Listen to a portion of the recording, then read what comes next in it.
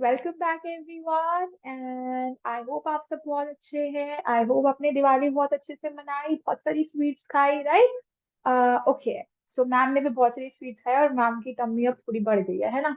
चलो, ओके, सो अब दिवाली हो गई है खत्म, right? And now we have to get back to our studies. ठीक है। So okay, so coming back to our studies, we were doing in classical mechanics, हम पढ़ रहे थे स्मॉल ऑसिलेशंस, राइट? एंड उन स्मॉल ऑसिलेशंस के अंदर हमने एक न्यूमेरिकल करा था। Now what today we will do, today we will do a short trick to solve the small oscillations problems. Okay, तो ये शॉर्ट ट्रिक क्या है, let's see it. Okay, so obviously बात है, स्मॉल ऑसिलेशंस में ना स्प्रिंग्स को देखकर हम लोग घबरा जाते हैं कि अरे यार स्प्रिंग वाला क्वेश्चन आ गया, इसकी पोटेंशियल एनर्जीज एंड एवरीथिंग, बहुत लंबा क्वेश्चन जाएगा। बट उसको शॉर्ट में करने के लिए the trick that I will give you all today. Okay, so let's see the trick. Let me choose a pen first, just a second. Okay, so let's write with white क्योंकि black board है ना, तो white से लिखते हैं। Okay, चलो। So in the classical mechanics last video that we did, the example of a diatomic molecule. So we did an example of the diatomic molecule, which is the simplest system, right? जो हमने diatomic molecule का system solve करा था using the small oscillations theory, using the matrices, that was the simplest system, right? ये तो सबसे simple system है diatomic molecule का। क्या सिस्टम था? The system was that we had two masses, आपके पास दो मासेस थे, and these two masses were connected with a spring, and we said that the spring constant for the spring is k। And हमने इसके लिए क्या निकाला था? Okay, let me give you all कि हमने क्या निकाला था। तो हमने निकाला था कि जो हमारे पास काइनेटिक एनर्जी मैट्रिक्स था, दैट वाज M00n। जो हमारे पास पोटेंशियल एनर्जी मैट्रिक्स था वो था K माइनस के माइनस के। ठीक है, यही निकाला था हमने। फिर उसके बाद हमने क्या करा था, इन मेट्रिसेस को निकालने के बाद the next step we did was we solved the secular equation. What was the secular equation? V minus omega square t is equal to 0। जब मैंने इस इक्वेशन के अंदर अपने दोनों मेट्रिसेस को पुट करा और यहाँ से मैंने अपने ओमेगा की वैल्यूज निकाली, तो मेरे पास जो ओमेगा की वैल्यूज आई थी, what were the omega values? The omega values were, या omega values were 0 and root 2k by n।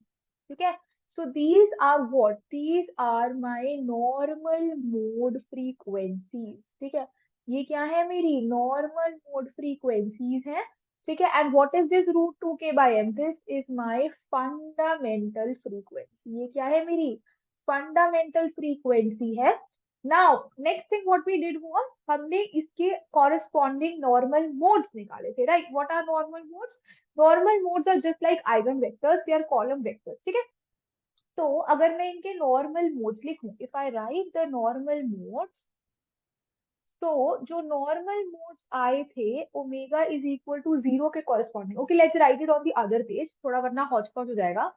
Okay, तो जो ओमेगा इज इक्वल टू 0 था, उसके corresponding if I write what were the normal modes, so that was x1 is equal to 1 upon root two m 1 1। ठीक है, so the sign on both the elements of this matrix is positive. ठीक है, दोनों मतलब एक direction में move कर रहे हैं, the direction of both the masses is same. What does this mean? This means that if this is my first mass, this is my second mass, then अगर ये वाला मास इस डायरेक्शन में मूव कर रहा है, तो ये वाला मास भी इसी डायरेक्शन में मूव कर रहा है। ठीक है, और अगर ये वाला मास इस डायरेक्शन में मूव कर रहा है, तो ये वाला मास भी इसी डायरेक्शन में मूव कर रहा है।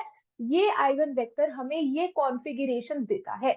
ये जो हमने यहाँ पे आइगन वेक्टर लिखा है, जो हमने नॉर्मल मोड लिखा है, ये नॉर्मल मोड हमें क्या बताता है? ये वाली कॉन्फ़िगरेशन बताता है जो मैंने यहाँ पर आपके लिए ड्रॉ करी है। ठीक है, आई होप इतना समझ आ गया हो। तो this is just a quick revision of what we did in the last lecture. ठीक है, अगर हम पहले का रिवाइज नहीं करेंगे, हमें आगे का कैसे, हमारा रिदम नहीं बनेगा ना। Okay, so omega is equal to root two k by m के लिए what was the normal mode? It was 1 upon root two m. 1 -1, यही आया था नॉर्मल मोड। इससे हमें क्या पता चलता है that if we have two masses, if one is moving in this direction, the other one is moving in the opposite direction. क्यों opposite direction? क्योंकि यहाँ पे -1 है ना। आप अगर वेक्टर को देखो, ये वाले x2 को देखो, तो एक एलिमेंट है 1 और एक एलिमेंट है -1। तो -1 का मतलब क्या है? The direction is opposite. तो दूसरे वाले मास की डायरेक्शन ऑपोजिट है।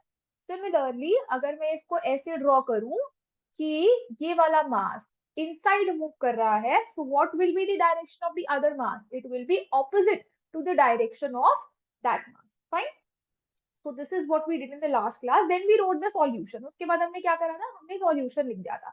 So this is all that we have done till now from the last lecture. Now moving on to the short trick. Let's move on to the short trick, how to solve this problem only using the short.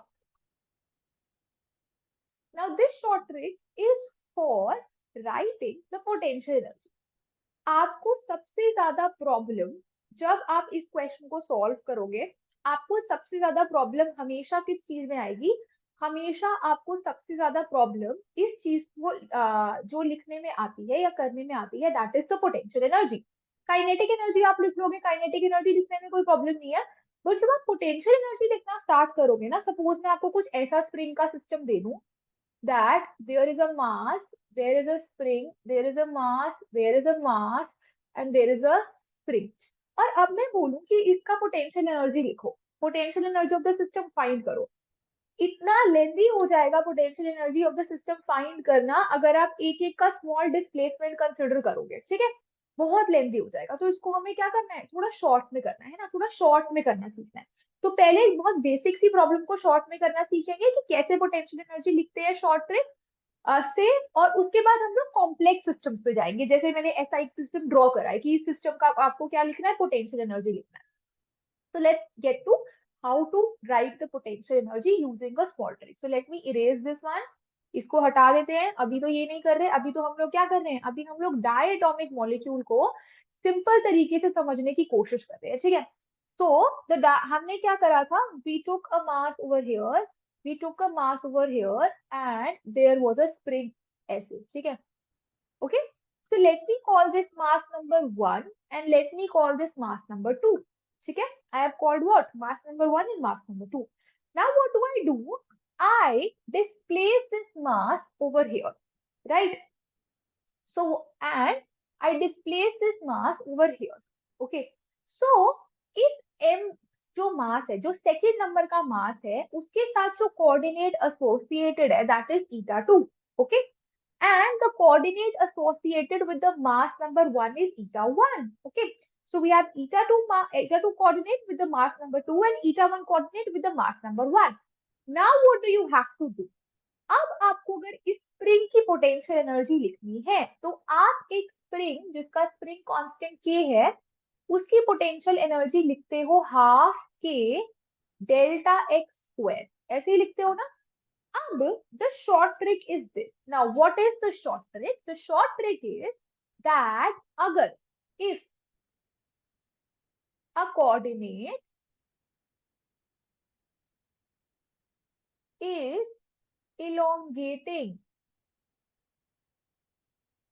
या फिर expanding the spring,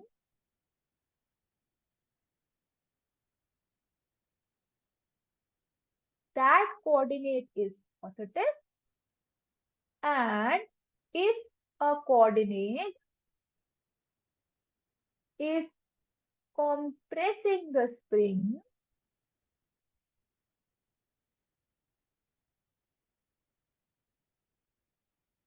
that coordinate is negative. Now what does this mean?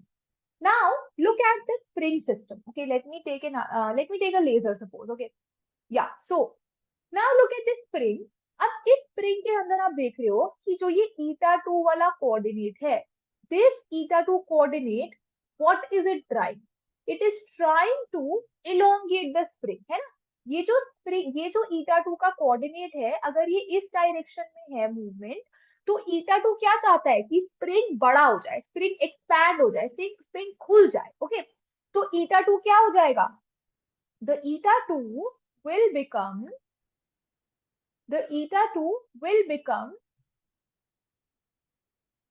positive, right? The eta2 will become positive क्योंकि eta2 क्या चाहता है कि spring बड़ा हो जाए, स्प्रिंग खुल जाए. एंड द eta1 को देखेंगे अब सारे के सारे. जो eta1 की डायरेक्शन है वो ये डायरेक्शन है ना. तो eta1 क्या चाहता है? eta1 चाहता है कि स्प्रिंग कॉम्प्रेस हो जाए. eta1 क्या चाहता है? कि स्प्रिंग कॉम्प्रेस हो जाए. eta1 उसको अंदर की तरफ भेज रहा है ना, eta2 तो बाहर की तरफ भेज रहा है, लेकिन eta1 तो अंदर की तरफ लग रहा है. तो अगर eta1 अंदर की तरफ लग रहा है तो eta1 क्या हो जाएगा? eta1 चाहता है कि स्प्रिंग कॉम्प्रेस हो जाए. कॉम्प्रेसिंग के अंदर क्या होगा? नेगेटिव. तो eta1 क्या हो जाएगा? नेगेटिव.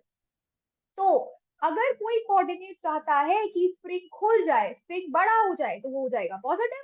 अगर कोई चाहता है कोऑर्डिनेट कि स्प्रिंग अंदर की तरफ जाए, स्प्रिंग कॉम्प्रेस हो जाए, स्प्रिंग छोटा हो जाए, तो वो क्या हो जाएगा? नेगेटिव. अब इस पॉजिटिव नेगेटिव का हमको क्या करना है? हम लोग जो अपना पोटेंशियल एनर्जी लिखेंगे स्प्रिंग का, वो लिखेंगे k/2, that is the spring constant, by 2. And then we have what? eta2, that is positive, minus eta1, क्योंकि eta1 नेगेटिव है. ठीक है, तो आप eta2 को प्लस रखोगे, eta1 को माइनस रखोगे, and you will do whole square. ठीक है, आप क्या करोगे? इसका होल स्क्वायर कर दोगे. ठीक है, तो जब आप इसको ओपन करोगे, 1/2k eta1 square plus eta2 square minus 2 eta1 eta2. Now अब जो मैंने ये eta2 माइनस eta1 का होल स्क्वायर आपके आगे लिख दिया था, now go to your notes जो आपने अपने लास्ट क्लास में बनाए थे एंड चेक, क्या आपका यही एक्सप्रेशन था? Was this the expression of your potential energy? So you will see that yes, this is the expression for your potential energy. तो कितना आसान हो गया हमारे लिए सॉल्व करना क्वेश्चन को, क्योंकि अब मैं अपनी पोटेंशियल एनर्जी इतनी इजीली लिख पा रही हूँ, है ना. मैं अपनी पोटेंशियल एनर्जी कितने आसान तरीके से लिख पा रही हूँ. मैंने क्या करा? मैंने जस्ट eta2 माइनस eta1 का होल स्क्वायर लिख दिया. ठीक है, easy to understand. Now there is a trick if you want to, yeah, there is a trick if you want to write the potential energy का matrix. ठीक है, matrix लिखने की भी एक ट्रिक है. Let us see what is that. ठीक है, so मैं लिख लेती हूँ यहाँ पे कि मेरा जो v आया था that was k/2 eta1 square plus eta2 square minus 2 eta1 eta2. यही आया था मेरे पास पोटेंशियल एनर्जी. अब मैं इससे मैट्रिक्स कैसे लिखूंगी? ठीक है, just short trick for writing the matrix. आप क्या करोगे? आप अपने इन स्क्वायर वाले टर्म्स को ऐसे ही रहने दोगे. ठीक है, eta1 square plus eta2 square, और इनके साथ में क्या बैठा है? एक 1 बैठा है, राइट. इनके साथ में एक 1 बैठा है. And you have minus 2 eta1 eta2. ये जो माइनस 2 eta1 eta2 है, इसको आप दो पार्ट्स में स्प्लिट कर दो. अगर आप माइनस 2 eta1 eta2 को दो पार्ट्स में स्प्लिट करोगे तो आप क्या लिख सकते हो? Minus eta1 eta2 minus eta1 eta2. ऐसे लिख सकते हो आप. वेरी वेल, ऐसे लिख सकते हो आप. तो आपने माइनस 2 eta1 eta2 को दो पार्ट्स में स्प्लिट कर दिया. अब आपको क्या करना है? अब जैसे हमने पोटेंशियल एनर्जी को के मैट्रिक्स को निकालना सीखा कैसे था? हमने कहा था कि जो Vij है that is equal to del square V by del Qi del Qj, which is basically what? del square V by del eta I del eta j. और ये आपको सारे Ij के कॉम्बिनेशंस के लिए करना था. तो अगर आपका पेपर में ये क्वेश्चन आ जाता है और आप सारे कंपोनेंट्स निकालने बैठोगे एक एक करके, तो भाई फिर एक ही क्वेश्चन करते रहना पूरा दिन, है ना. पूरे पेपर के टाइम पे 3 घंटे में एक ही क्वेश्चन करा है मैम, अब पास कर दो प्लीज ये, है ना. तो ऐसे तो नहीं चलेगा ना. वी हैव टू सी, जल्दी जल्दी करना है हमें. तो जल्दी जल्दी करने के लिए we need again a trick. अब द ट्रिक इज दैट मैंने जो अपने -2 eta1 eta2 को, जो मैंने इस वाली क्वांटिटी को दो पार्ट्स में स्प्लिट करा है, वो मैंने इसलिए करा है क्योंकि they will give me the off diagonal components of my potential energy matrix. Now let us see कैसे. अब आप इस एक्सप्रेशन को यूज करके पोटेंशियल एनर्जी का मैट्रिक्स लिखोगे कैसे? तो फॉर्मूला की तरफ नहीं देखना, फॉर्मूला की तरफ नहीं देखना, जो वीआईजे का फॉर्मूला है उसको छोड़ दो, ठीक है, उसको छोड़ दो, उसको नहीं देखना। क्या करना है, अपने इस वाले एक्सप्रेशन को देखना है जिसपे मैंने टिक करा है, ठीक है। ईटा वन स्क्वायर का जो कोएफिशिएंट है दैट इज k/2, इसके साथ k/2 बैठा है ना, तो इस हाफ को बाहर ही रखना है, ठीक है, इस हाफ को बाहर रखना है। और क्या करना है, अगर तुम हाफ को बाहर रखोगे तो ईटा वन स्क्वायर का जो कोएफिशिएंट है वो क्या हो जाएगा, k। तो यहाँ पे लिख देना k, ठीक है। जो भी ईटा वन स्क्वायर बाई 2 का कोएफिशिएंट है, जो भी ईटा वन स्क्वायर बाई 2 का कोएफिशिएंट है, उसको लिख देना है फर्स्ट कंपोनेंट, ठीक है। सिमिलरली ईटा स्क्वायर बाई 2, 2 को बाहर रखना है, ठीक है। तो ईटा टू स्क्वायर के साथ क्या बैठा है, के बैठा है, तो यहाँ पर क्या आ जाएगा, के। Got it. सिंपल, हमने क्या करा, हमने हाफ को बाहर रखा और हमने देखा कि ईटा वन स्क्वायर किसके साथ है, के साथ है, तो के ईटा वन स्क्वायर बाय 2 था। हाफ को बाहर रखना है तो ईटा वन स्क्वायर के साथ के बैठा है, तो वो मेरा बन गया फर्स्ट कंपोनेंट। मैं किसी और पेन से, let me show you all, ठीक है, अब थोड़ा सा गंदा कर दूंगी मैं बोर्ड। अब ध्यान से सुनना, देखो, हाफ को बाहर रखना है, हाफ को देखना ही नहीं है। ईटा वन स्क्वायर के साथ कौन सा कोएफिशिएंट बैठा है, के बैठा है, हाफ को नहीं देखना, हाफ को छोड़ दो, हाफ को बाहर रखना है, ठीक है। ईटा टू स्क्वायर के साथ क्या बैठा है, ईटा टू स्क्वायर के साथ भी के बैठा है, ईटा टू स्क्वायर के साथ के मल्टीप्लाई हो रहा है ना, हाफ को नहीं देखना, के मल्टीप्लाई हो रहा है। तो अगर ईटा वन स्क्वायर के साथ के मल्टीप्लाई हो रहा है तो ये मेरा बन गया फर्स्ट एलिमेंट, और ईटा टू स्क्वायर के साथ ये हो रहा है तो ये मेरा बन गया ये फोर्थ एलिमेंट, ठीक है। डायगोनल के एलिमेंट्स है ना, eta one square eta two square, तो ये मेरे डायगोनल के एलिमेंट्स बन गए। Now let us look at the off diagonal elements. Off diagonal elements में क्या है, हाफ को बाहर छोड़ दिया, ठीक है। तो ईटा वन ईटा टू के साथ क्या बैठा है, माइनस के, यहाँ पे माइनस है ना। ईटा वन ईटा टू के साथ क्या बैठा है, के बैठा है, माइनस के बैठा है, एक माइनस का साइन है और के बाहर बैठा है, तो ये हो जाएगा माइनस के, और ये वाली टर्म भी हो जाएगी माइनस के, ठीक है। तो अब सिंपल सिंपल v क्या हो गया, v हो गया के माइनस के और के, ठीक है। अगर अभी भी समझ नहीं आया, ठीक है, तो टेंशन नहीं लेनी। क्यों टेंशन नहीं लेनी, क्योंकि हम दोबारा से एक बार देख लेते हैं। तो देखो, हाफ को बाहर छोड़ना है और के भी है यहाँ पे, और अंदर एक्सप्रेशन क्या था, eta one square plus eta two square minus eta one eta two minus eta one eta two, ऐसे लिखा था हमने। अब देखो, इससे हमें चार एलिमेंट्स दिख रहे हैं ना, एक एलिमेंट ये, एक ये, एक ये और एक ये, और कितने एलिमेंट्स मैट्रिक्स में है, चार ही हैं। तो चारों का कोएफिशिएंट चार मैट्रिक्स के एलिमेंट्स बन जाएंगे, तो v इज इक्वल टू, पहला एलिमेंट देखने के लिए मैं क्या करूंगी, मैं देखूंगी इस ईटा वन स्क्वायर बाई 2 के साथ क्या बैठा है, के बैठा है, तो के। सेकेंड एलिमेंट देखने के लिए ईटा टू स्क्वायर बाई 2 के साथ क्या बैठा है, के बैठा है। Eta one square eta two square वाली टर्म्स मुझे डायगोनल एलिमेंट्स देंगी, और बाकी जो दोनों टर्म्स हैं वो ऑफ डायगोनल एलिमेंट्स देंगी। तो minus eta one eta two by 2 के साथ क्या बैठा है, के है, लेकिन नेगेटिव साइन के साथ। यहाँ पर भी क्या है, minus k. So this is my we potential energy matrix, ठीक है।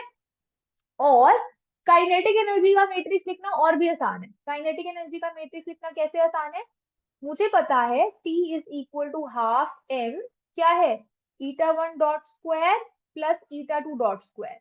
तो यहां से मैं सीधा सीधा T लिख सकती हूँ कि वो क्या होगा, m m0 0, ठीक है, सीधा। डायगोनल टर्म्स में m, बाकी ऑफ डायगोनल टर्म 0, सीधा सीधा काइनेटिक एनर्जी का मैट्रिक्स आपने लिख दिया। आपको सारे के सारे एलिमेंट्स निकालने की कोई जरूरत नहीं है, ठीक है, कोई भी नीड नहीं है सारे के सारे एलिमेंट्स निकालने की।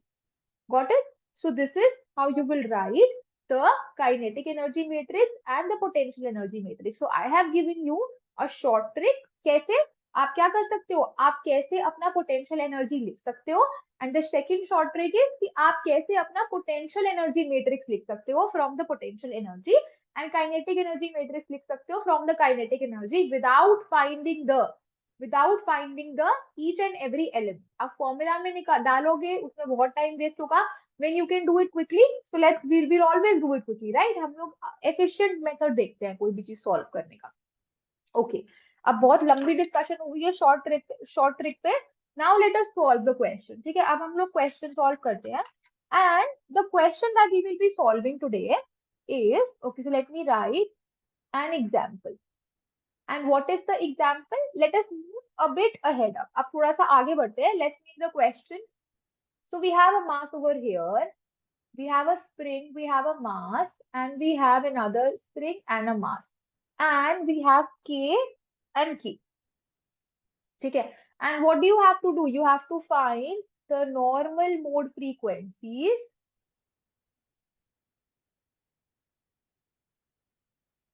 and normal modes conjugate to them. Okay. Simple question.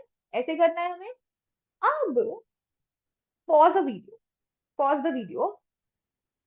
Try this question yourself. Try to write. इतना कोशिश करो कि क्या करो, काइनेटिक एनर्जी लिखने की कोशिश करो, पोटेंशियल एनर्जी की लिखने की कोशिश करो. इतना ट्राई करो, फिर मैच योर आंसर विद. ठीक है, सीधा मेरा कॉपी करोगे कोई फायदा नहीं है. ठीक है, कोई फायदा नहीं है कॉपी पेस्ट. तो तुम मुझसे नोट्स ले लो मेरे. ठीक है, अगर तुम्हें कॉपी पेस्ट मटेरियल चाहिए है ना, पर जब तक खुद से ट्राई नहीं करोगे होगा कैसे, है ना. तो लेट्स अभी, okay, so I solve this for you. कैसे सॉल्व करना है हम लोग साथ देखते हैं.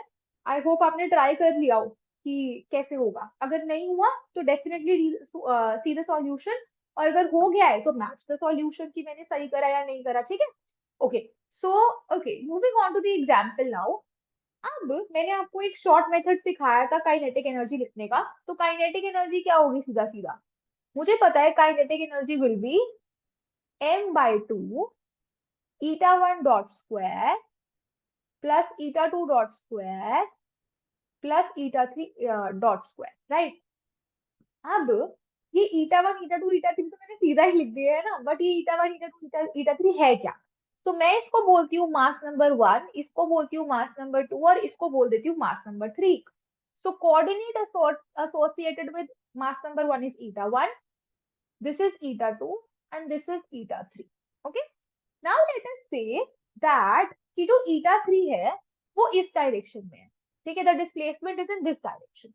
eta2 की displacement is also in this direction, and eta1 की displacement is also in this direction. So this is the case. ठीक है, तो काइनेटिक एनर्जी का एक्सप्रेशन ऑब्वियस ही बात है m/2 eta1 dot square plus eta2 dot square plus eta3 dot square, because we are solving in the Cartesian coordinate system. हम लोग Cartesian coordinate system में 1D का सिस्टम देख रहे हैं. तो हम सीधा सीधा काइनेटिक एनर्जी ऐसे लिख सकते हैं. क्या मैं यहाँ से काइनेटिक एनर्जी का मैट्रिक्स लिख सकती हूँ? मैंने सिखाया है आपको काइनेटिक एनर्जी का मैट्रिक्स लिखना. तो क्या होगा, मैंने क्या बताया था, डायगोनल टर्म्स में क्या आ जाएगा, m m m, and all the off diagonal terms will become 0. ठीक है, और इस बारी आप देखोगे पिछले क्वेश्चन में we had a 2x2 matrix, है ना. नाउ इस क्वेश्चन में we have a 3x3 matrix. क्यों 3x3 का मैट्रिक्स बना है आपका? Because this time the degree of freedom of the system is 3. Because this time जो आपके सिस्टम का डिग्री ऑफ फ्रीडम है वो क्या हो चुका है, वो हो चुका है 3. Got it. अब ये जो तुमने काइनेटिक मतलब आप सबने जो काइनेटिक एनर्जी का एक्सप्रेशन निकाला है, इसको हम संभाल के रख लेते हैं. अब हमें क्या चाहिए, अब हमें पोटेंशियल एनर्जी का एक्सप्रेशन चाहिए. तो पोटेंशियल एनर्जी का एक्सप्रेशन विल बी व्हाट. अब मेरे पास क्या है, दो स्प्रिंग्स है. तो let me call this spring number 1 and let me call this spring number 2. ठीक है, तो अब हम लोग पहले देखते हैं स्प्रिंग नंबर 1 को. तो जो स्प्रिंग नंबर 1 है आपका, उसका जो स्प्रिंग कांस्टेंट है that is k, and we have a divide by 2. k/2 है हमारे पास. अब what you will see that what are the coordinates which are expanding the spring and what are the coordinates which are compressing the spring. Okay, कौन से spring कौन से coordinate है जो elongate कर रहे हैं स्प्रिंग को. तो मुझे दिख रहा है, अगर आप स्प्रिंग नंबर 1 को देखोगे तो eta2 चाह रहा है कि स्प्रिंग इलोंगेट हो जाए, है ना, और eta1 चाह रहा है कि स्प्रिंग कॉम्प्रेस हो जाए.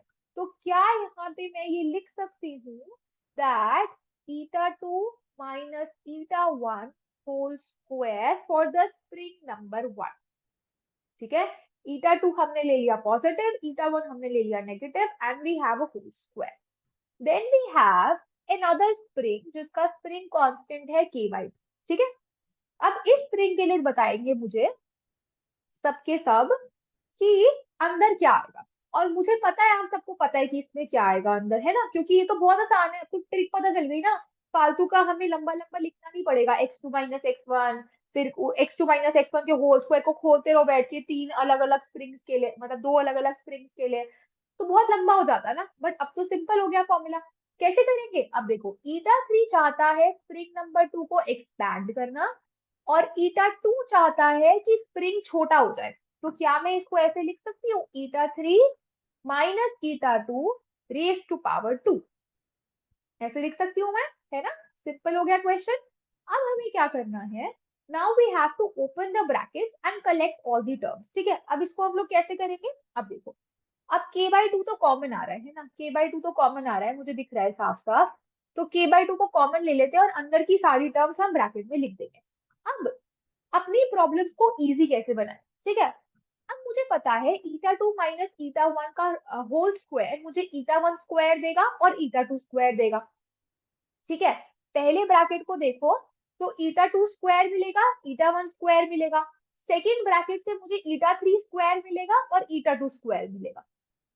राइट, इसमें से कौन सी चीज कॉमन है, ईटा 2 का स्क्वायर कॉमन है, दोनों पॉजिटिव है। ठीक है, तो मुझे एक मिल रहा है ईटा 1 का स्क्वायर, एक मिल रहा है ईटा 3 का स्क्वायर, और दो मिल रहे हैं ईटा 2 का स्क्वायर। तो इसको लिख लेते हैं पहले, ईटा 1 स्क्वायर, दो मिल रहे हैं मुझे ईटा 2 स्क्वायर, और एक मिल रहा है मुझे ईटा 3 स्क्वायर। चलो भाई, डायगोनल वाली टर्म्स तो हो गई, क्योंकि मुझे पता है इनका कोएफिशिएंट साफ साफ मेरे पोटेंशियल एनर्जी की डायगोनल एलिमेंट्स पे बैठेगा, है ना। अब हम लोग आते हैं ऑफ डायगोनल टर्म्स पे, जिसके अंदर मिक्स्ड टर्म्स है, ईटा 1 ईटा 2 से मल्टीप्लाई हो रहा है, ईटा 2 ईटा 3 से मल्टीप्लाई हो रहा है, वो वाली टर्म्स देखते हैं। ठीक है, तो अब देखो, हमारे पास ईटा 2 और ईटा 1 है, ईटा 2 और ईटा 1 है, इनका जब मैं होल स्क्वायर करूंगी तो एक टर्म आएगी -2 ईटा 1 ईटा 2, है ना। एक टर्म क्या आएगी, -2 ईटा 1 ईटा 2, ये वाली टर्म एक आएगी इसमें से। और इसमें से जो टर्म आएगी सेकंड ब्रैकेट में से, वो आएगी -ईटा 2 ईटा 3, ये टर्म्स आएंगी। और मैंने आपको सिखाया था, मैंने आपको अभी कुछ टाइम पहले सिखाया है दैट कि जब आपके पास मिक्स्ड टर्म्स आए तो उनको ओपन करके लिख दो, है ना। ओपन करके क्या मतलब, -2 ईटा 1 ईटा 2 को -ईटा 1 ईटा 2 और -ईटा 1 ईटा 2 में ओपन कर दो, डिवाइड देम। तो हम लोग क्या लिखेंगे, -ईटा 1 ईटा 2 -ईटा 1 ईटा 2, और -2 ईटा 2 ईटा 3 को भी दो पार्ट्स में डिवाइड कर दो, तो -ईटा 2 ईटा 3 -ईटा 2 ईटा 3। Easy, this is the potential energy expression. अब जो आपने यहाँ पोटेंशियल एनर्जी का एक्सप्रेशन लिखा है, इस पोटेंशियल एनर्जी के एक्सप्रेशन से आपको पोटेंशियल एनर्जी का मैट्रिक्स लिखना है। ठीक है, अब थोड़ी सी प्रॉब्लम हो गई है, क्या प्रॉब्लम हो गई है कि ना, ये यहाँ पर आ गया और जगह नहीं है और करने की, तो हम लोग क्या करते हैं, नेक्स्ट पेज पे चलते हैं और एक बारी में जल्दी से आपको एक्सप्रेशन लिख के बताती हूँ कि लास्ट अभी क्या आया था एक्सप्रेशन।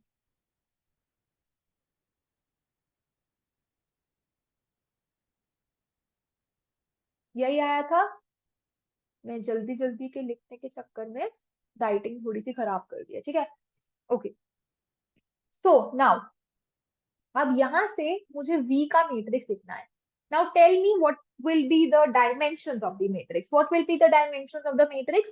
तो अगर काइनेटिक एनर्जी 3x3 आई है, तो पोटेंशियल एनर्जी का मैट्रिक्स भी 3x3 आएगा। तो ये तो चलो मुझे पता ही है कि 3x3 आएगा, तीन कोऑर्डिनेट्स है, तो 3x3 का मैट्रिक्स बनेगा। अब देखो, डायगोनल एलिमेंट्स को देखेंगे सबसे पहले, ईटा 1 स्क्वायर, हाफ को नहीं देखना, हाफ को छोड़ दो। ठीक है, हाफ को बाहर हमने रखा है इसलिए ताकि हम उसको छोड़ सके। ठीक है, अब देखो ईटा 1 स्क्वायर का क्या है कोएफिशिएंट, के। ईटा ईटा 1 स्क्वायर का कोएफिशिएंट देखेंगे, दूसरा कलर ले लेते हैं। ईटा 1 स्क्वायर का कोएफिशिएंट देखेंगे क्या है, के है, तो के लिख दिया। ठीक है, ईटा 2 स्क्वायर का कोएफिशिएंट क्या है, 2 × के, है ना, 2 × के, तो यहाँ पे क्या आएगा, 2k। ईटा 3 स्क्वायर का कोएफिशिएंट देखेंगे तो क्या है, k है, तो क्या आएगा यहाँ पर, k। समझ आया कैसे करा, ईटा 1 स्क्वायर का कोएफिशिएंट देखा, उसको पहला diagonal element, eta two square का कोएफिशिएंट देखा, उसको सेकंड एलिमेंट, ठीक है, सेकंड डायगोनल एलिमेंट, और फाइनली ईटा थ्री स्क्वायर का देखा कोएफिशिएंट और उसको हमने बोल दिया third diagonal element. Diagonal element समझ आ गए, ट्रिक समझ आ गई कैसे करा है? Minus eta one eta two और minus eta one eta two. अब ईटा वन ईटा टू क्या है? 1 2, है ना, 1 2। तो यानी कि ये दोनों मुझे कौन से वाले एलिमेंट्स बताएंगे डायगोनल के? 1 2 और 1 2, ये वाले एलिमेंट्स बताएंगे ना, दीज टू एलिमेंट्स। ये ईटा वन ईटा टू की टर्म्स मुझे ये दोनों एलिमेंट्स बताएंगे, और ये दोनों एलिमेंट्स क्या होंगे? कौन सा कोएफिशिएंट है minus eta one eta two का? Minus k. इस वाले ईटा वन ईटा टू का भी क्या है coefficient? Minus k. So we have minus k and minus k. Got it? Easy to understand. अब हमारे पास क्या बचा है? Minus eta two and minus eta two eta three, minus eta two eta three. अब टू थ्री कौन सा element है? तो टू थ्री जो एलिमेंट है वो है ये, और कौन सा एलिमेंट है टू थ्री? ये दो एलिमेंट है टू थ्री, है ना। तो two three minus eta two eta three, इसका कोएफिशिएंट क्या होगा?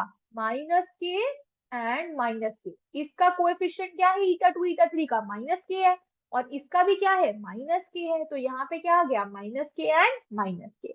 और जिसका कोई कोई मतलब यहाँ पे कोई भी टर्म आपको ईटा वन, ओ सॉरी, ईटा वन और ईटा थ्री दिख रही है? ऐसी कोई टर्म दिख रही है जिसके अंदर 1 3 और 1 3 हो? ये वाले एलिमेंट्स दिख रहे हैं कहीं पे 1 3 1 3 वाले पूरे एक्सप्रेशन में? बताओ देख के। नहीं दिख रहे ना कहीं पे, ऐसा कोई टर्म नहीं है। तो ये वाले एलिमेंट्स हो जाएंगे जीरो। ये वाले एलिमेंट्स क्या हो जाएंगे? जीरो। तो यानी कि जो आपका पोटेंशियल एनर्जी का मैट्रिक्स है, अभी तो मैं आपको समझा रही हूँ तो मुझे इतना टाइम लग रहा है, लेकिन it will take me almost 30 second potential energy matrix लिखने में, क्योंकि जस्ट बिकॉज मेरे को लिखने में टाइम लगेगा। देख के 1 सेकेंड में आप बता सकते हो कि पोटेंशियल एनर्जी के मैट्रिक्स में कौन से एलिमेंट्स बैठे होंगे। आपको कुछ भी करने की जरूरत नहीं है, ठीक है। आगे समझ कैसे कर रहे हैं हम लोग? तो अब इसको मैं थोड़ा सुंदर सुंदर लिख देती हूँ, क्योंकि ये आगे यूज होगा ना क्वेश्चन में। तो ये मैंने इसको थोड़ा सुंदर सुंदर लिख दिया कि ये मेरा आ गया पोटेंशियल एनर्जी का मैट्रिक्स। ये मेरा क्या आ गया? पोटेंशियल एनर्जी का मैट्रिक्स। एक बारी नोट्स में से चेक कर लेते हैं यही आया है कि नहीं आया। हाँ भाई बिल्कुल सही है, क्या बात है, एक बारी में हमने बिल्कुल सही आंसर निकाल दिया potential So energy now matrix का। we have to find the now normal what do you have to frequencies, do? right? तो Now अब you have हमें to क्या करना find है? the हमें normal normal mode frequency, frequencies को ठीक है? फाइंड अब क्या करना करना है, है? Normal mode And frequency how find will we करनी find the है। normal frequencies? To find the normal frequencies, we will use the Stecker equation, right? तो अब तक मैंने आप सबको बोला था कि आप क्या करना, आप अपने मेट्रिसेस को फाइंड करना, लाइक है ना, पॉज करके वीडियो को मेट्रिसेस को फाइंड करना, एंड देन चेक कि आपने सही निकाला है कि नहीं निकाला।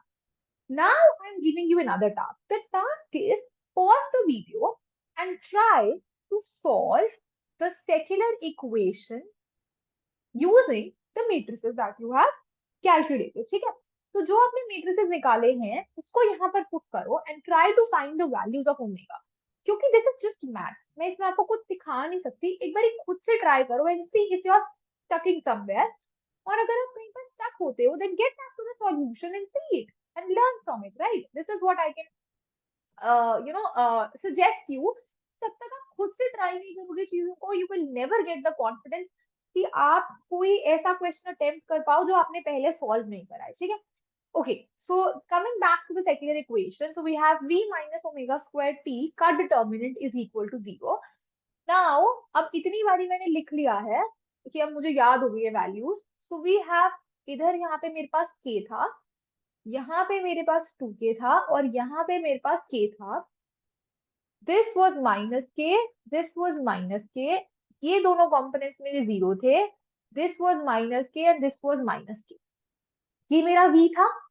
अब m, अगर मुझे काइनेटिक एनर्जी मैट्रिक्स को यहीं पर लिख देना है तो मुझे याद है कि जो काइनेटिक एनर्जी का मैट्रिक्स है उसके अंदर सिर्फ डायगोनल एलिमेंट्स में बैठा हुआ था टर्म, है ना। और क्या बैठा हुआ था? तीनों डायगोनल एलिमेंट्स में m बैठा हुआ था। तो मैं सीधा सीधा यहाँ पे लिख सकती हूँ minus omega square m, minus omega square m and minus omega square m, ठीक है, ये माइनस है। And this determinant is equal to 0। This is my second equation. Now अब अगर मैं सेक्युलर इक्वेशन का डिटर्मिनेंट आपके लिए लिखूं तो it will be a little complicated, थोड़ा सा कॉम्प्लिकेटेड हो जाएगा ना. So I have a trick. The trick is that what we will do some हम जो डिटर्मिनेंट की प्रॉपर्टीज पढ़ते हैं ना, कि you can add the columns, you can add the rows और something like those properties, right. Determinant की properties पढ़ी है ना हमने. ये तो हम लोग स्कूल के टाइम से पढ़ते आ रहे हैं. So we will use those properties to simplify the problem. So this is the trick.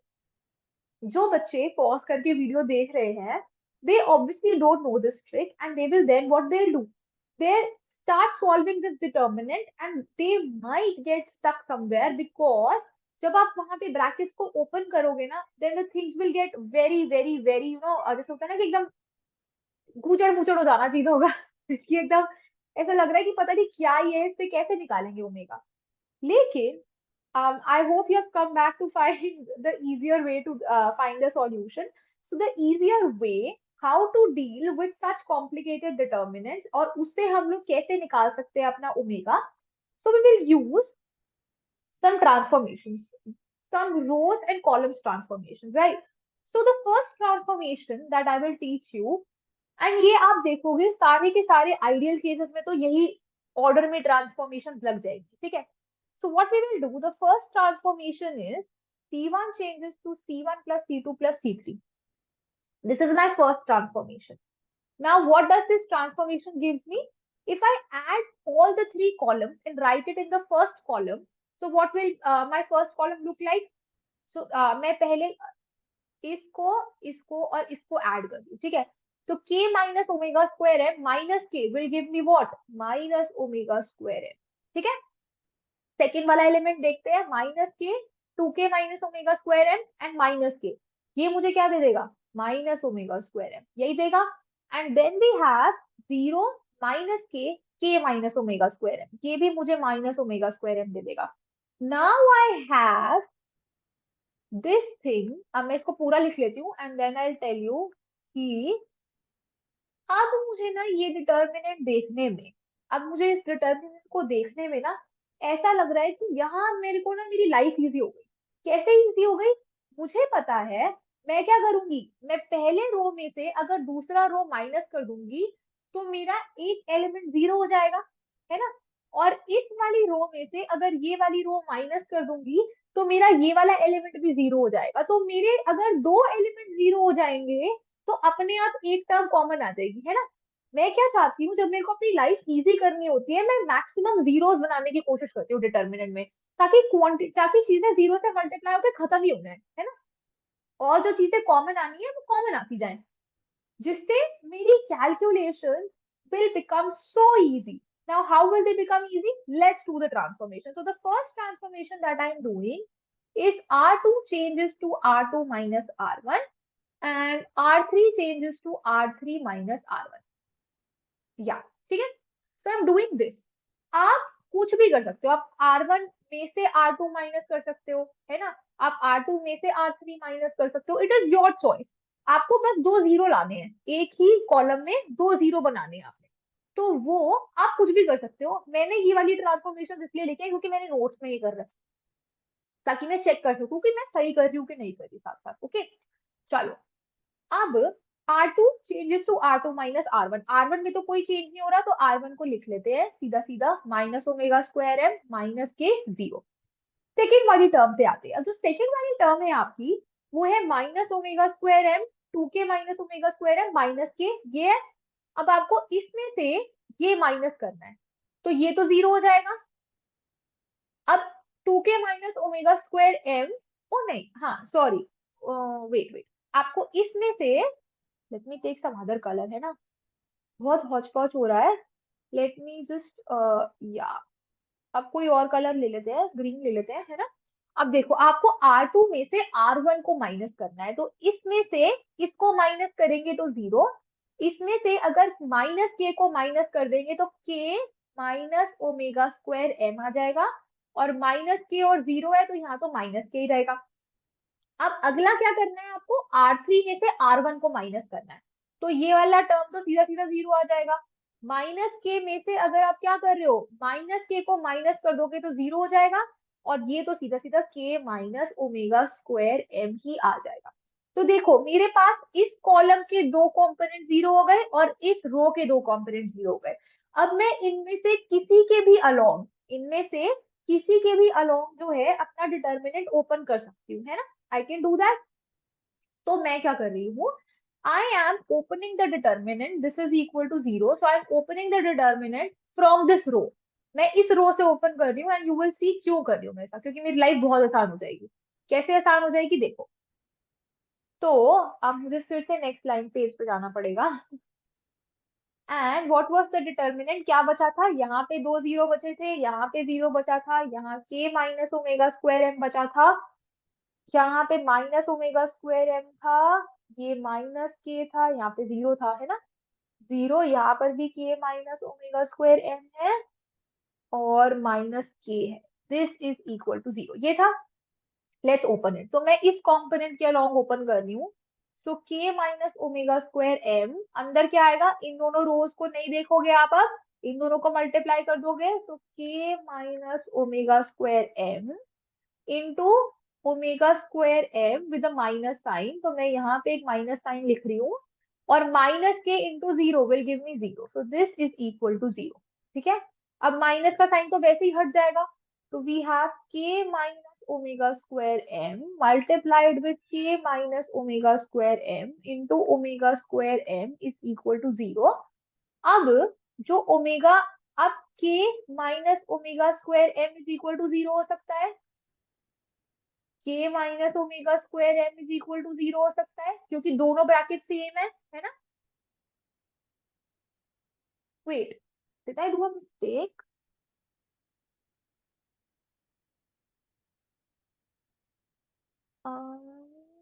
did I do some calculation mistake? Because yeah, the calculation mistake was कि जब आप 2k minus omega square M में से minus के को minus कर रहे हो, इस वाले स्टेप में देखेंगे, है ना, इस वाले स्टेप में जब मैं R2 माइनस R1 करती हूँ तो यहाँ पे 3k आ जाएगा ना, this will be 3k not के, क्योंकि 2k में से आप k को माइनस नहीं कर रहे, आप माइनस k को माइनस कर रहे हो, so that will come 3k, so this is 3k, या this is the small mistake that I did. So I have 3k minus omega square m is equal to 0, and we have omega square m is equal to 0. ठीक है? So first omega which I am getting is equal to k by m. The second omega which I am getting is 3k by m. And from here I am getting omega is equal to 0. Okay, so I'm getting three values of angular frequency. We have root k by m, we have root 3k by m, and we have omega is equal to 0. So what is the smallest frequency? Zero को नहीं देखेंगे, zero को हम नहीं देखेंगे. What is the smallest fundamental frequency? So the smallest frequency among them is root k by m, and this becomes my fundamental frequency. And then what will be my first overtone? The first overtone will be the next bigger frequency, which is omega is equal to root 3 by m. So this is my first overtone. So we have three solutions. Omega is equal to 0, omega is equal to root 3k by m, and omega is equal to root k by m. And these are what? These are my normal mode frequencies. Okay. These are what? These are my normal mode frequencies. Now, what do we have to do? This is not complete, right? This is not complete. Why? Because अभी हमने इसके normal modes भी निकालने हैं, ठीक है? तो इनके normal modes निकालने के लिए हम लोग क्या करेंगे? Now we will find the normal modes.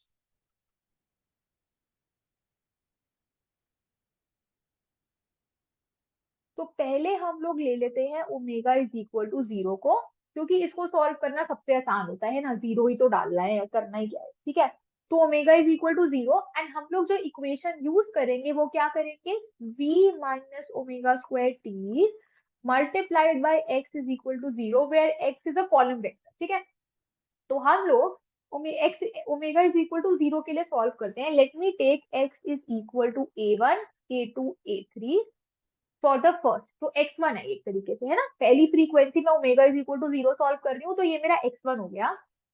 v minus omega square t. What is v minus omega square t? It is, so we had k, 2k, k, minus k, then we had 0 over here, minus k and minus k. अब यहाँ पे minus omega square M की term थी ना, लेकिन omega तो 0 है, तो वो m वाली तीनों टर्म्स हट जाएंगी, and this multiplied with a1, a2, a3 will give me 0, 0, 0. This is what your matrix equation is like. Okay. अब हम इसको ओपन करते हैं. जब मैं इसको ओपन करूंगी तो I will get ka1 minus ka2 is equal to 0. तो यहां से मेरे पास आ गया a1 is equal to a2, और मैं थर्ड वाली इक्वेशन को ओपन कर रही हूँ. ठीक है. So we have minus ka2 plus ka3 is equal to 0. I hope आप वीडियो को पॉज करके खुद ट्राई कर रहे हो, ऐसे नहीं है कि कॉपी करते जा रहे हो. ठीक है. Just try to do this yourself. So we will have then what? We will have that A2 is equal to A3. तो ये दोनों आ गया ना, A2 is equal to A3 आ गया, और ये आ गया. तो अगर मैं इन दोनों इक्वेशंस को x1 में पुट करूंगी तो मेरा x1 कैसा दिखेगा? A1, A1, A1. ठीक है. बट मुझे क्या करना है? मुझे इसको नॉर्मलाइज भी करना है. सो नॉर्मलाइजेशन, नॉर्मलाइज कैसे करोगे आप इसको? नॉर्मलाइज करने के लिए what you will do, you will use what equation? I will use the equation that x1 transpose t vector x1 is equal to 1. यही करते हैं ना यूज हम लोग. तो हम लोग क्या करेंगे? अब हम लोग ट्रांसपोज लिखेंगे x1 का, यहाँ पे लिखेंगे हम लोग t मैट्रिक्स, और यहाँ पे हम लोग लिखेंगे a1, a1, a1, एंड इसको आप रख दोगे equal to 1. Now I am not solving this. अब मैं इसको सॉल्व नहीं कर रही हूँ. I leave the maths with you all, और मैं आपको ये बता रही हूँ कि आपके जो a1 की वैल्यू है वो आ जाएगी, क्या आ जाएगी? 1/3m under root. So this is your homework. You have to match that a1 जो है वो 1/3m का अंडर रूट आ रहा है, और ये आएगा. ठीक है, ये पक्का पक्का आएगा. तो अब जो x1 है उसकी वैल्यू क्या हो जाएगी? 1/√3m 111. This is your what? This is my omega is equal to 0 के कॉरेस्पॉन्डिंग का नॉर्मल मोड. सो हम लोग इसको कैसे लिखेंगे? नॉर्मल मोड कॉन्जुगेट या corresponding to omega is equal to 0 is this. ठीक है. Now let us move on to the second frequency. Second frequency क्या आई थी? Omega is equal to root k by m. ये आई थी ना. So let us move to the second frequency. तो इसकी corresponding x2 मैं ले लेती हूँ b1, b2, b3. ये ले लेते हैं. अब जो ये b1, b2, b3 आया है मेरे पास, इसको अगर मैं किस इक्वेशन में पुट करूंगी? v minus omega square t multiplied by x is equal to 0. यहाँ पे x2 आ जाएगा, और ओमेगा की वैल्यू मैं पुट करूंगी रूट के बाय एम. तो जब मैं इसको सॉल्व करूंगी, सो I have K minus omega square m, ये था मेरे पास. यहाँ पे ओमेगा की जगह यहाँ पे क्या था? K minus omega square M, और ये थर्ड कॉम्पोनेंट था k minus omega square m. This was minus k minus k minus k minus. देखो मैम को याद ही हो गया. This is what practice does to you. जब आप इतनी प्रैक्टिस कर लोगे तो आपको चीजें याद हो जाएगी. यही आएगा. ठीक है. और यहाँ मल्टीप्लीकेशन में क्या है? मल्टीप्लीकेशन में है b1, b2, b3 is equal to 0, 0, 0. ठीक है. नाउ आप देख रहे हो मैम का ना, जैसे एग्जाम में होता है ना, स्टार्टिंग में तो मैम राइटिंग इतनी अच्छी अच्छी लिख रही है, जैसे जैसे वीडियो आगे बढ़ रही है मैम की राइटिंग खराब होती जा रही है, क्योंकि टाइम खत्म हो रहा है मैम का. चलो. सो वी हैव के माइनस, अब इसके अंदर हमें ओमेगा की वैल्यू पुट करनी है. ओमेगा की वैल्यू क्या है? रूट के बाय एम. तो ओमेगा स्क्वायर क्या हो जाएगा? के बाय एम हो जाएगा, और ओमेगा स्क्वायर इंटू एम क्या हो जाएगा? के हो जाएगा. ठीक है. तो ओमेगा स्क्वायर एम की वैल्यू मैंने यहां से निकाल ली के. अब मैं क्या करूंगी? के माइनस ओमेगा स्क्वायर एम. तो k minus omega square m will give me k minus के विच इज 0. बाकी कॉम्पोनेंट सेम रहेंगे. Minus k 2k minus k will give me what? It will give me k. we have minus k, then we have 0, minus k and 0. And this b1, b2, b3 gives me 0, 0, 0. अब ma'am क्या कर रही है, ma'am इतनी सी जगह में ही आपको solve करके बता रही है, ठीक है। क्या बता रही है कि आपकी जो आइगन वेक्टर है वो सिंप्लीफाइड फॉर्म में कैसे आएगा। तो पहली इक्वेशन को देखते हैं, इस वाली रो को देखेंगे तो minus k into b two is equal to 0, ठीक है। Minus k into b two is equal to 0। तो इसका मतलब b2 की वैल्यू क्या आ गई, 0 आ गई, है ना। b2 की वैल्यू क्या आ गई, 0 आ गई। अगर b2 की वैल्यू 0 है तो अब सेकेंड वाली रो को देखते हैं, है ना। सो वी हैव माइनस के b1 प्लस के b2, लेकिन b2 तो 0 है तो उसको मैं नहीं लिख रही।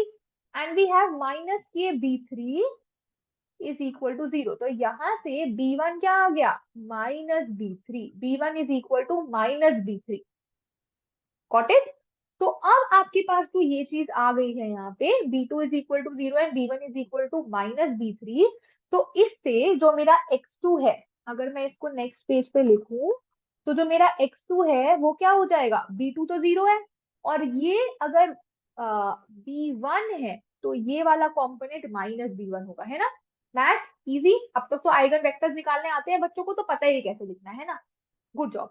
ओके, नाउ अब x2 है हमारे पास, बट क्या चीज नहीं है, नॉर्मलाइजेशन नहीं है। तो हम लोग क्या करेंगे, नॉर्मलाइजिंग। नॉर्मलाइजिंग कैसे करते हैं, x2 transpose t x2 is equal to 1। तो जब आप इसके अंदर b1 0 माइनस b1 डालोगे, m m m 0 0 0 0 0 0, इतने सारे जीरोस जैसे बच्चों के पेपर में आते हैं, नहीं नहीं, जो वो मेरे से पढ़ते हैं उनके नहीं आएंगे, है ना।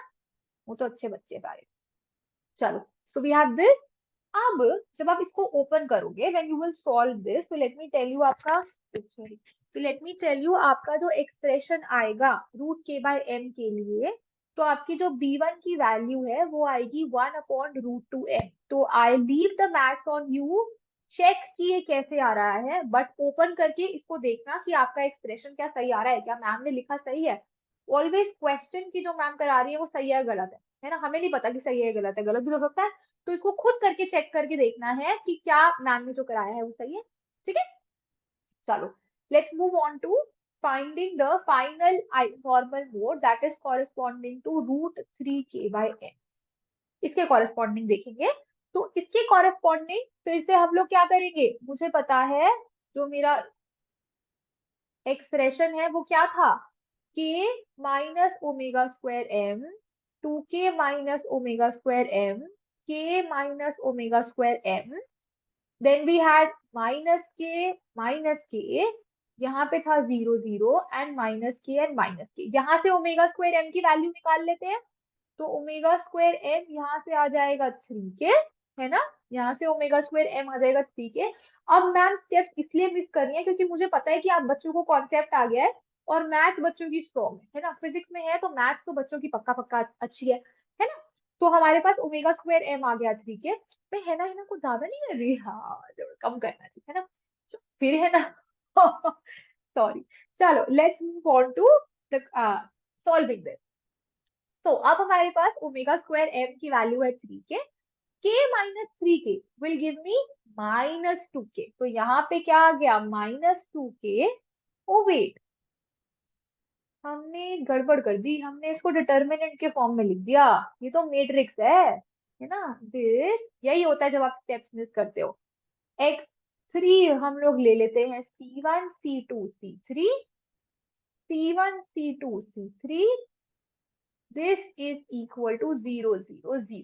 ये है हमारी इक्वेशन। डिटर्मिनेंट 0 तो बहुत पहले करना था हमें, ठीक है। चलो इसको कर्व कर लेते हैं। So minus 2k minus k 0, minus k 2k minus omega square m will give me minus k, and we have minus के, देन वी हैव 0 माइनस के, और यहाँ पे भी क्या आ जाएगा, minus 2k, c1 c2 c3 is equal to 0 0 0। ये आ गया। अब हम लोग क्या करेंगे, अब हम लोग इससे देखते हैं। तो पहली वाले को लेते हैं। तो minus 2k c1 minus k c2 is equal to 0।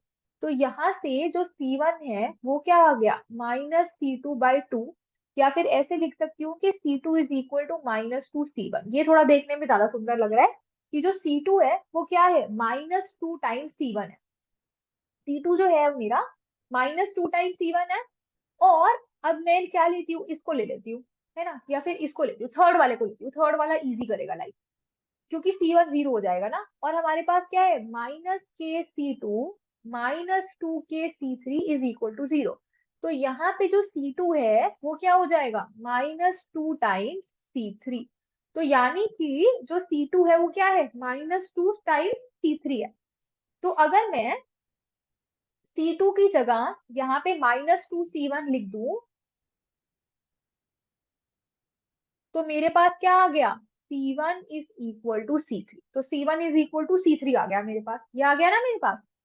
तो अब मेरे पास क्या क्या आया है, C2 is equal to -2C1, C2 is equal to -2C3 and C1 is equal to C3। ये तीन चीजें आई थी।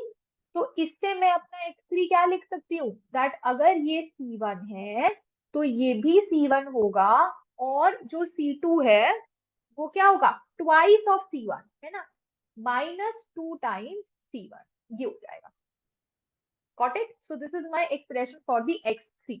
अब जो मेरा x3 का एक्सप्रेशन आया है इसको हम लोग करेंगे नॉर्मलाइज। ओके, मैं पूरा क्वेश्चन सॉल्व कर रही हूँ आपके लिए, अदर मुझे क्या करना चाहिए था, आइडियली मुझे यहाँ पे छोड़ देनी चाहिए थी कैलकुलेशंस, बट चलो कोई बात नहीं। अब हमने स्टार्ट कर दिया है सॉल्व करना, तो let me complete this for you all, ताकि अगर आपकी कोई गलती हो तो आप देख लो कि कैसे हो रहा है ये। अब हम इसको नॉर्मलाइज करते हैं। जब मैं इसको नॉर्मलाइज करूंगी तो मुझे क्या पता है, x3 transpose TX3 is equal to 1। इसके अंदर आप अपनी वैल्यूज डालोगे, मैं आपको बता देती हूँ वैल्यू क्या आएगी, लेकिन आपको ये वैल्यू तो कम से कम खुद से निकालनी है। तो आप देखोगे C1 आ रहा है 1/√6।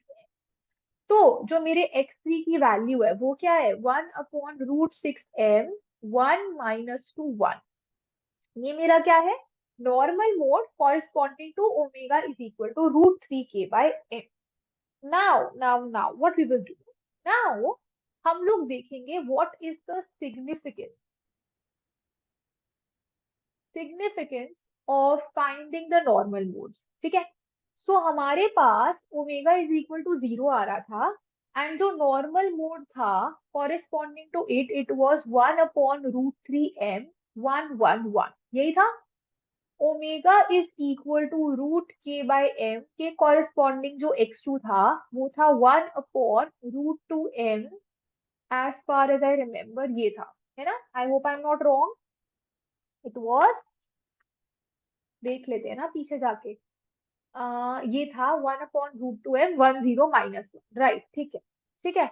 एंड जो omega is equal to √3k/m था उसके कॉरेस्पॉन्डिंग जो x3 है that is 1/√6m 1 - 1। Okay, these are my normal frequencies and normal modes। Now what do we do? Now we will see इनका मतलब क्या है। ये जो है मुझे इनके मोशन की, कि किस डायरेक्शन में मोशन हो रही है उसका डायरेक्शन और मैग्नीट्यूड बताएगा। ठीक है, so this is corresponding to mass number 1, जो फर्स्ट एलिमेंट है that is corresponding to mass number 1, this is corresponding to mass number 2, and this is corresponding to mass number 3।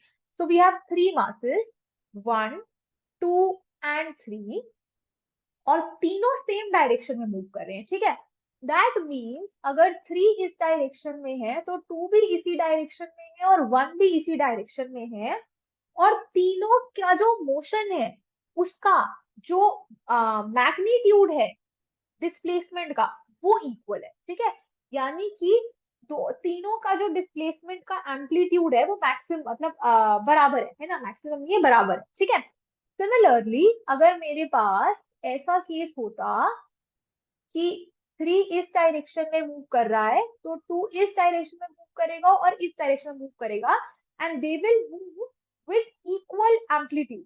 ठीक है, मतलब they will move with same displace, मतलब उनका जो basic, मेरे को बताना कैसे से बताऊं मैं, कि उनका जो मैग्नीट्यूड है ना डिस्प्लेसमेंट का, that will be equal, that will be same. क्योंकि तीनों वन है ना, तो तीनों का जो मैग्नीट्यूड है डिस्प्लेसमेंट का that is same and the direction is also same, क्योंकि तीनों पॉजिटिव साइंस है।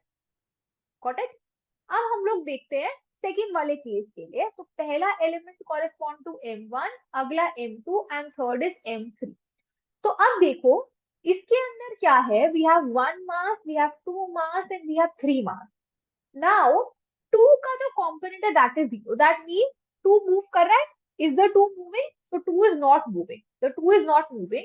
इन that case what happens, if three is moving in this direction, the one is moving in the opposite direction. क्यों दोनों opposite direction में क्यों move कर रहे हैं? क्योंकि साइन ऑपोजिट है। m1 के लिए जो साइन है वो पॉजिटिव है, m3 के लिए जो साइन है वो नेगेटिव है। तो इसका मतलब दोनों ऑपोजिट डायरेक्शन में मूव कर रहे हैं, 1 and 3, and 2 is not moving क्योंकि 2 का डिस्प्लेसमेंट का जो कोएफिशिएंट है यहाँ पे वो जीरो है ना। Similarly one case is possible like this, that अगर 3 इनवर्ड्स मूव कर रहा है तो 1 भी इनवर्ड्स मूव करेगा, क्योंकि अगर 3 इस डायरेक्शन में है तो 1 ऑपोजिट डायरेक्शन में है। ठीक है, तो ऑलवेज रिमेंबर नेगेटिव साइन होते ही तो डायरेक्शन ऑपोजिट हो जाती है। ठीक है, okay. Now let us look at the third case, we have m1 m2 and m3। तो बहुत बारी क्वेश्चंस में ये आ जाता है दैट एक्सप्लेन नॉर्मल मोड से क्या पता चल रहा है about the motion, about the direction of the motion of your three bodies जो आपके सिस्टम में है। ठीक है, तो ये एक्सप्लेनेशन आपको देनी पड़ेगी जब आप, अगर आप अपने मतलब क्वेश्चंस आप देखो, अगर आप यूनिवर्सिटी के एग्जाम्स देखते हो। ठीक है, कॉम्पिटिटिव में तो obviously they not ask you this thing, but हाँ अगर आप देखो जब आप ग्रेजुएशन के पेपर्स देते हो, जब आप मास्टर्स के एग्जाम्स दोगे, उसके अंदर दे आस्क यू कि आपको क्या पता चल रहा है अबाउट द डायरेक्शन, कि किस डायरेक्शन में तीनों मासेस मूव कर रहे हैं corresponding to the three frequency. ठीक है, so this is very important to understand। और अब हम लोग थर्ड केस देखते हैं। so we have m1 m2 m3, so we have three masses। अब देखो m1 अगर बाहर की तरफ मूव कर रहा है तो m3 is also moving in the same direction with the same amplitude, magnitude same है ना, देखो यहाँ पे 1 है तो नीचे भी 1, तो same direction and same magnitude.